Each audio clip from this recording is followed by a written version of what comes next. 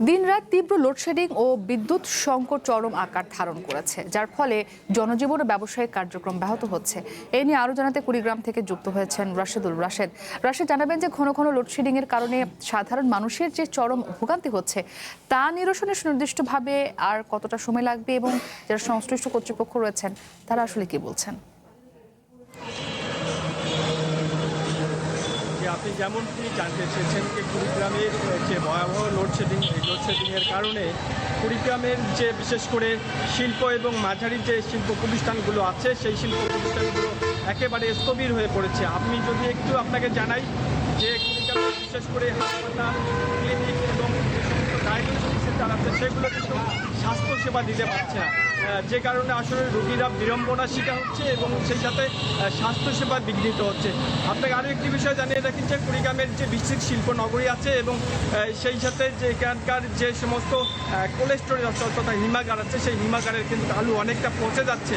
এছাড়া যে আপনার বিশেষ করে লেদ এবং অন্যান্য যে শিল্প মাঝারি যে সমস্ত শিল্প প্রতিষ্ঠান আছে সেগুলো কিন্তু একেবারেই কাজ করতে পারতেছে না, কারণ হচ্ছে 30 মিনিট পর পর আসলে এখানকার লোডশেডিং দিচ্ছে কর্তৃপক্ষ।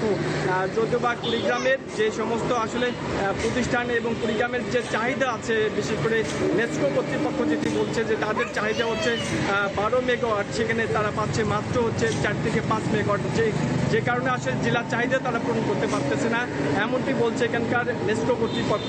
তবে আপনাকে একটি বিষয় জানিয়ে রাখি যে এই লোডশেডিংয়ের কারণে কিন্তু ইতিমধ্যে আমরা দেখেছি কৃষিতে ব্যাপক একটি প্রভাব রয়েছে।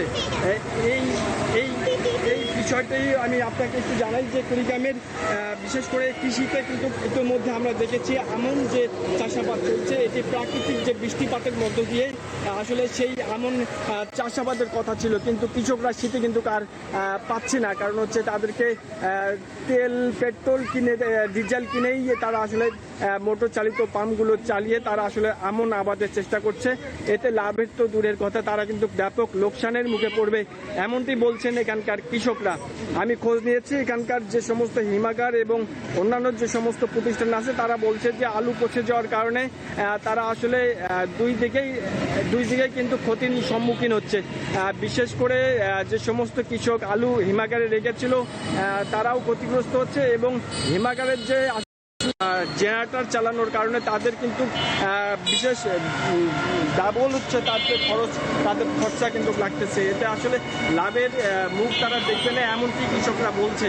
আমি সব মিলিয়ে বলা যায় কুড়িগ্রামের যে বিদ্যুতের যে বিভ্রাট, এই বিদ্যুৎ বিভ্রাটের কারণে কিন্তু কুড়িগ্রামের একেবারে স্থবির হয়ে পড়েছে, ব্যবসা প্রতিষ্ঠান, শিল্প কলকারখানা সবকিছু একেবারে অচল হয়ে পড়েছে, যে কারণে মানুষ আসলে অতিষ্ঠ হয়েছে। এই সমস্যার আদৌ কখন সমাধান হবে সেটি কর্তৃপক্ষ সুনির্দিষ্টভাবে বলতে পারছে না।